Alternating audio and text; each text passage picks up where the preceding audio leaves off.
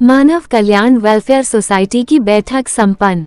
UP के जनपद शाहजहांपुर मानव कल्याण welfare society की बैठक मोहल्ला हुसैनपुरा शिव मंदिर में की गई। आपको बता दें, बैठक में आए कार्यकर्ताओं द्वारा सामाजिक मुद्दों पर चर्चा की गई। इस अवसर पर समिति के अध्यक्ष आशीष पांडे ने कहा, सोसाइटी लगातार जनहित में जुड़े मुद्दों पर कार्य कर रही है। इसमें जनपद के सैकड़ों युवा जुड़े हुए हैं जो अपने अपने क्षेत्र में समाज के हित के लिए कार्य कर रहे हैं। उन्होंने कहा, युवाओं की एक बड़ी टीम बनाकर एक रणनीति के तहत आगे कार्य किया जाएगा। इस अवसर पर समिति के जिला अध्यक्ष सुब्रत शुक्ला ने कहा, हम सब एक संकल्प लेकर समाज सेवा के क्षेत्र में तन मन धन से समाज के हित में कार्य करेंगे।